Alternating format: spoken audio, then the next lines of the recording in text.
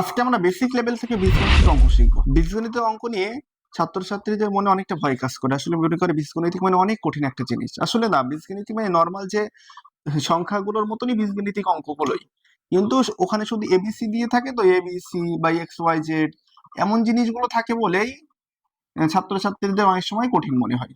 কিন্তু এই জিনিসগুলো কঠিন মনে করলে হবে না। আজকে দেখো একদম পুরো সহজ ভাষায়, যেমন আমরা সংখ্যার পাটিগণিতে যোগ কি করতাম, 2 + 2 মানে কত, 4। এটাই তো আমরা এখানে, যেমন এ এ মানে এ প্লাস এ, যেমন এ কটা আছে এখানে, দুটো এ আছে, যেমন এ প্লাস এ মানে 2a। একদম সিম্পল যোগের মতনই।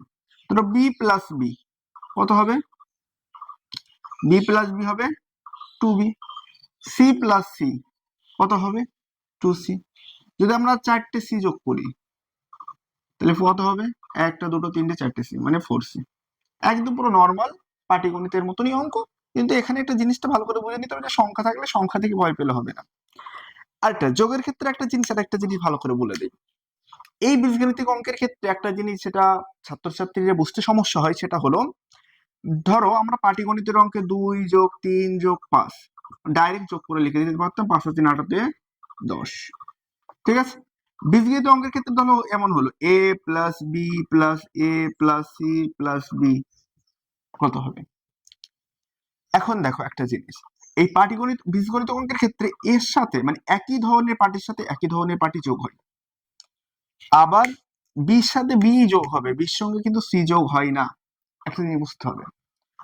এই জন্য আমরা একটা সহজ একটা উদাহরণ দিয়ে দিই। ধরো কারোর বাড়িতে 10টা মুরগি আছে আর 5টা ছাগল আছে।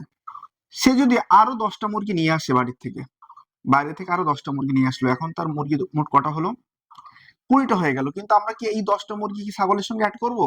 বা কারোর বাড়িতে 5টা ছাগলের সঙ্গে আরো 2টো ছাগল নিয়ে আসা হয়েছে, তাহলে কি আমরা সেটা মুরগির সঙ্গে অ্যাড করব? না, সেটা তো অ্যাড করবো না। মানে এই জন্য বীজগাণিতিক অঙ্কের ক্ষেত্রে কি হয়, এ আওলা পার্টির সাথে এ আওলা পার্টি যোগ হবে। যদি কেউ 5টা ছাগল কাউ বাড়ির থেকে 5টা ছাগল বিক্রি করে দেয়, তাহলে তার বাড়িতে কটা ছাগল থাকবে, এখন কি আমরা মুরগির থেকে সেই 5টা বিয়োগ করবো না? মানে এই যে টোটাল পার্টটা যেমন আলাদা, বীজগাণিতিক অঙ্কের ক্ষেত্রে মূল থিমটাও কিন্তু একই জিনিস, যে এর সাথে এ যোগ হবে। তাহলে মানে এ আমার কটা আছে, দুটো আছে, মানে 2a প্লাস বি আমার কটা আছে, দুটো আছে, তার মানে 2b প্লাস সি আমার একটা আছে, মানে সি একটা লিখে দিল। এটাই আমাদের রাইট অ্যান্সার হয়ে যাবে। দেখো আরো যদি আমাদের বলি 5a plus 5x plus 6b plus 10a minus 3b সমান সমান কত হবে, সেটা আমাদের কাছে জানতে চাইছে, বা আমরা -4x লিখলাম। এটা আমাদের কাছে কত হবে সেটা আমাদের কাছে জানতে চাইছে। দেখো এখানে আছে 5a, এখানে আছে 10a, এই দুটোর আগে যোগ আছে না, এরাই কিছু নিয়মে যোগ আছে, তাহলে 10 আর 5-এ 15a।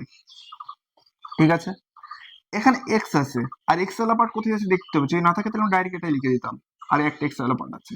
তো 5x এর থেকে 4x বাদ গেলে আমার কত থাকে, একটা এক্স থাকে। ঠিক আছে। এখানে আমাদের 6b আছে, 6b থেকে যখন 3b বাদ যাচ্ছে তাহলে আমাদের কত হবে, 6b থেকে 3b বাদ গেলে অবশ্যই 3b হবে। এই জিনিসটা খুবই সহজ মজার জিনিস, তার কোনো পার্ট আমাদের বাকি নেই। আবার এমনও হতে পারতো 5a বা আমরা একটু অন্য সংখ্যা একটু চেঞ্জ করে লিখি, 5m minus 3n plus 4n minus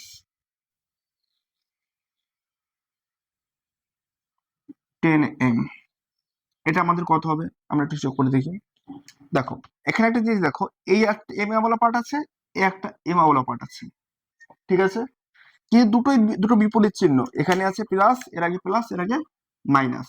তাহলে আমরা সাধারণভাবে যখন দুটো বিপরীত চিহ্ন হবে তখন আমরা কি করব, এটার থেকে এটা বাদই দেব, 10m থেকে মানে ছোট বিয়োগের মতো আমরা বিয়োগই করে দেবো, বড়টার থেকে ছোটটা বাদ দিয়ে দেবো। কিন্তু বড়টার আগে আমার যে চিহ্নটা আছে সেই চিহ্নটা আমার বসাতে হবে। ঠিক আছে। এখানে দেখো এই দুটো আমার কি বিপরীত চিহ্ন আছে, তাহলে আমরা এখানে কি করব, দেখো এখানে 3n এখানে 4n, বড় আমার এইটা, তাহলে বড়টার আগে আমার যে চিহ্ন আছে সেই চিহ্নটাকে বসিয়ে নেব, আর বড়টার থেকে ছোটটা আমার বাদ দিয়ে দেবো। বোঝা গেছে কি যায়নি? একদম পুরো সহজ না? তোমাদের আরো কিছু সহজ জিনিস দেখাচ্ছি। দেখো অনেক সময় যোগ বিয়োগ অঙ্কের ক্ষেত্রে ভুল হয়, কিন্তু এই যে টেকনিক্সটা মানে অ্যাপ্লাই করবে আর কখনোই ভুল হবে না। আমরা একটু বড় সংখ্যা লিখি, 15m plus 20n minus 30m minus 30n কত হবে আমাদের হিসাব করে লিখতে বলছে। দেখো, তো এ একটা এম ওয়ালা পার্ট আছে, এ একটা এম ওয়ালা পার্ট আছে, এর আগে প্লাস আছে, এর আগে মাইনাস আছে, তাই তো? তাহলে এর আগে যেহেতু প্লাস, এর আগে মাইনাস, তাহলে আমরা কি করব, বড়টার থেকে ছোটটা বাদ দেব, আর বড়টার আগে কি চিহ্ন আছে সেই চিহ্নটা আমরা লিখবো। বড়টার আগে কি চিহ্ন আছে, মাইনাস, তাহলে বড়টার আগে মাইনাস দিয়ে দিলাম, যে চিহ্ন আছে সেই চিহ্ন দিলাম, আর 30 থেকে 15 বাদ দিলে 15 থাকে। ঠিক আছে, এখানে দেখো এই একটা আছে এনাওয়ালা পার্ট, এই একটা এনাওয়ালা পার্ট আছে। এই যে 20n আর 30n, বড়টার কি চিহ্ন আছে, মাইনাস, আর মাইনাস দিলাম, 20 থেকে 10, 30 মানে 30 থেকে 20 বাদ দিলে 10 টাকা। একদম পুরো সহজ, দেখছো কতটা সহজ ভাবে হয়ে যাচ্ছে। এরকম আমরা আরো ধরি একটা ছোট সংখ্যা দিয়ে করি, ধরো 4x মাইনাস 40x কত হবে, বড়টার কি চিহ্ন আছে, মাইনাস, 40 থেকে 4 বাদ দিলে কত থেকে 36। এই টাইপের তোমাদের কিছু বাড়ি কাজ করতে পারবে না অবশ্যই। এরকম আমরা বেসিক লেভেল থেকে বীজগণিত শুরু করেছি, এই বীজগণিতে আমি কিছু বাড়ির কাজ দিচ্ছি, এই বাড়ির কাজগুলো ভালো করে প্র্যাকটিস করো, দেখো যে বীজগণিতের অঙ্ক একদম পুরো জলের মতো সহজ হয়ে যাবে। আর এই টেকনিকটা কেমন লাগলো অবশ্যই জানাবে। আর সব থেকে মজার যে জিনিসটা, এই টেকনিক ভাবে অ্যাপ্লাই করলে অঙ্ক ভয়ের মনে হবে না, অঙ্ক একদম পুরো সহজ, ধরে ধরে তোমাদেরকে শেখাবো।